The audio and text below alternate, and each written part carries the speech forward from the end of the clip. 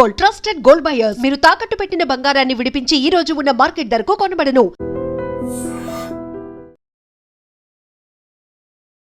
Heart attack ఇది ఒక silent killer. ఎవరిని ఎప్పుడు ఎలా అటాక్ చేస్తుందో కూడా తెలియదు. దానికి ఉదాహరణే విజయనగరం జిల్లాలో జరిగిన సంఘటన అని చెప్పుకోవచ్చు. సో ఈ రోజు ఏదైతే జరిగిందో, ఒక యువకుడు గుండెపోటు కారణంగా మృతి చెందాడన్న వార్త నిజంగా తీవ్ర విషాదం నిలిపిందనే చెప్పుకోవచ్చు. విజయనగరం జిల్లాలో ప్రైవేట్ కళాశాలలో బీటెక్ 2వ సంవత్సరం విద్యను అభ్యసిస్తున్న సాయి కిరణ్ పార్వతీపురం మన్యం జిల్లాకి చెందిన యువకుడు. సో తనకి డిఫెన్స్ సైడ్ మీద ఎప్పటి నుండి కూడా చాలా ఇష్టం. పరుగు పందాల్లో పాల్గొనడం కానీ, డిఫెన్స్ సంబంధించి జాబ్ చేయాలనేసి తన చిన్నప్పటి నుండి కూడా ఒక కళ. సో అందులో భాగంగానే ఈ రోజు ఏదైతే కళాశాలలో ఎన్సీసీకి సంబంధించిన సెలక్షన్స్ నిర్వహించారు, దానిలో కూడా నేను పోటీ చేస్తానని పరుగు పందెంలో సాయి కిరణ్ పాల్గొన్నాడు. ఇలా రేస్ స్టార్ట్ అవుతూనే కొద్ది సెకండ్ లోనే కుప్పకూలిపోయాడు. ఏంటి అబ్బాయి ఇలా కుప్పకూలిపోయి స్పృహ తప్పి పడిపోయాడా, లేక ఏదైనా అనారోగ్య కారణం ఏదైనా జరిగిందా అని పరిశీలించిన కళాశాల యాజమాన్యం, అదే విధంగా తోటి విద్యార్థులు కూడా వెంటనే సాయి కిరణ్ ని ప్రభుత్వ ఆసుపత్రికి తీసుకువెళ్లారు.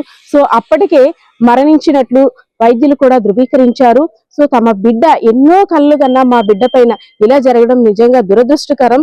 పొద్దున్న కాలేజ్ కి సంతోషంగా వెళ్ళాడు, తిరిగి శవమై వచ్చాడు. సో మృత్యువు ఇలా వరించిందా నా కొడుకుని, మృత్యువు ఇంతలా కబిస్తుందా నా కొడుకునైతే నేను అనుకోలేదంటూ ఆ తల్లిదండ్రులు కూడా రోదలు మిన్నంటున్నాయి. తన తమ్ముణ్ణి కొట్టి, తమ్ముడు ఇలా చేసావేంటంటూ అక్క ఏడుస్తున్న తీరు ప్రతి ఒక్కరిని కూడా కన్నీరు తెప్పిస్తుంది. అక్కడ హాస్పిటల్ దగ్గర ఉన్న సిబ్బందితో పాటు ప్రతి ఒక్కరు కూడా ఆ అక్క తమ్ముడు కోసం ఎలా పరితపిస్తుందో, తమ్ముడు చనిపోయాడనే మరణ వార్త విన్న తర్వాత ఆ అక్క బాధను చూసిన ప్రతి ఒక్కరు కూడా కన్నీరు పెట్టుకున్న పరిస్థితి అయితే కనిపిస్తుంది. సో హార్ట్ అటాక్ సంబంధించి చిన్న పెద్ద ముసలి వయసు ఏమి సంబంధం లేదు, ఎప్పుడు ఎలా అటాక్ చేస్తుందో కూడా తెలియదు అని ప్రతి ఒక్కరు కూడా అమ్మ హార్ట్ అటాక్ సంబంధించి దీనికి ఎలా మనం జాగ్రత్తలు తీసుకున్నా, ఎన్ని అవగాహన కార్యక్రమాలు నిర్వహిస్తున్నప్పుడు కూడా ఇది ఒక సైలెంట్ కిల్లర్ లా అందరిలో కూడా ఒక గుబులు రేపుతుందనే చెప్పుకోవచ్చు. సో పరిస్థితి ఇది. కెమెరా పర్సన్ బార్కిషోర్తో పద్మ, ఐడ్రీమ్స్ మీడియా, విజయనగరం.